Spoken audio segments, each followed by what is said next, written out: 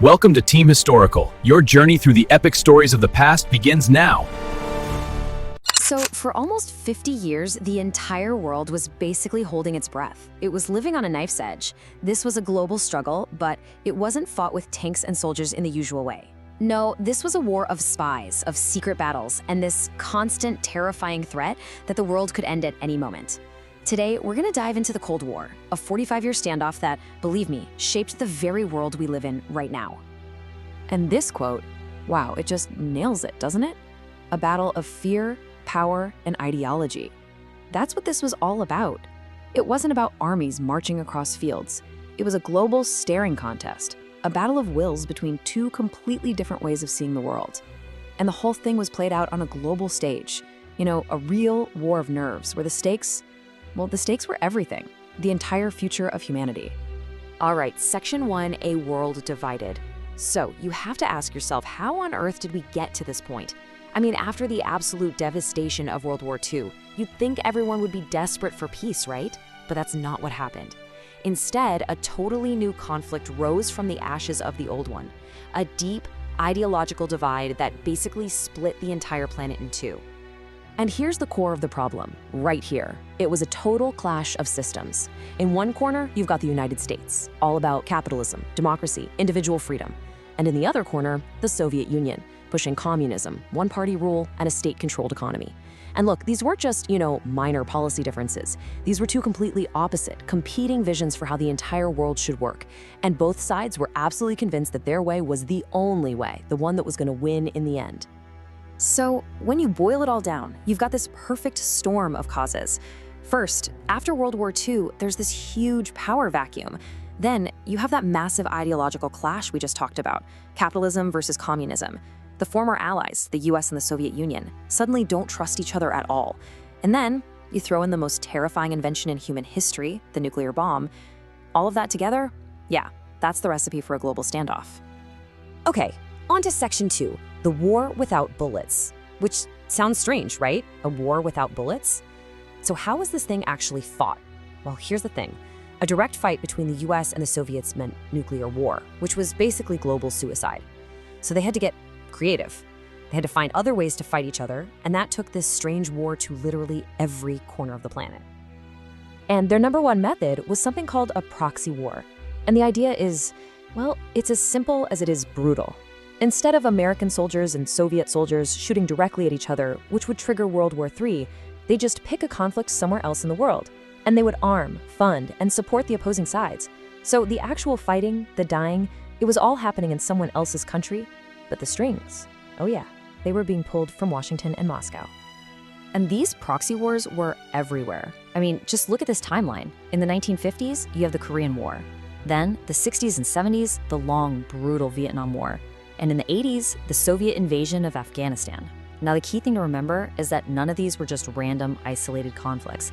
No, they were all hot, fiery battlegrounds in the much bigger Cold War.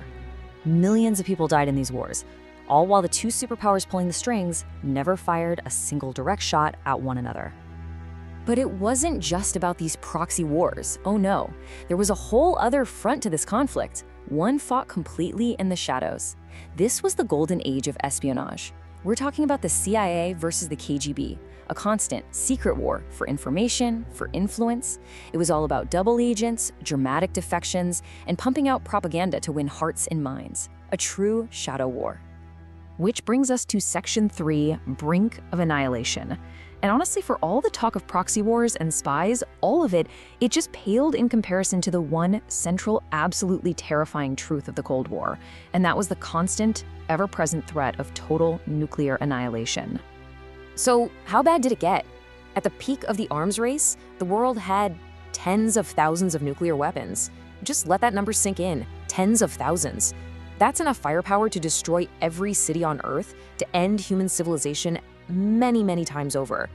Both sides had these massive arsenals, bombers in the air, submarines hiding in the oceans, missiles in silos, all of them armed, aimed, and ready to go at a moment's notice. And all of this led to probably the most terrifying strategic doctrine ever created. It was called Mutually Assured Destruction. And the acronym? MAD? How perfect is that? The logic behind it was as simple as it was completely insane. If I launch my missiles at you, you'll still have enough time and enough missiles left to launch back and destroy me completely. So nobody wins, everybody dies. And this balance of terror, as they called it, is what paradoxically kept the peace. It held the entire planet hostage for decades. All right, let's move on. Section 4. The wall comes down. Because after all those decades, locked in this incredibly dangerous stalemate, the end came.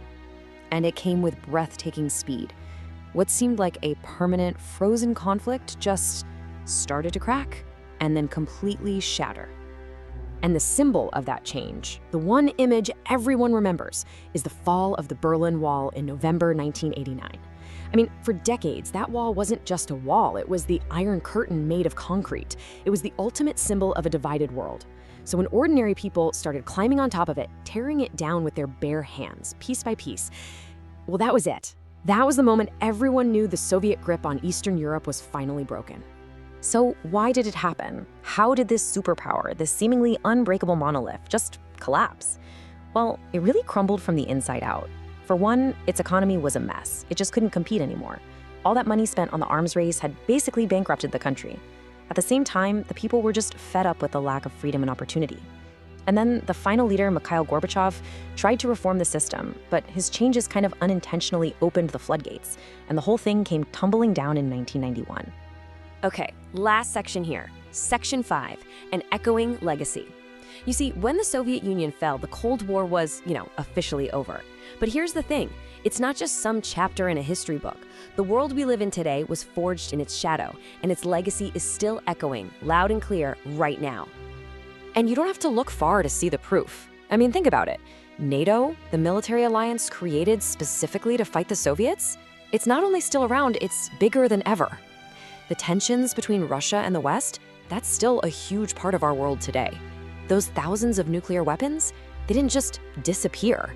And that whole strategy of using proxy conflicts, yeah, that's still happening all over the globe. The aftershocks are very, very real.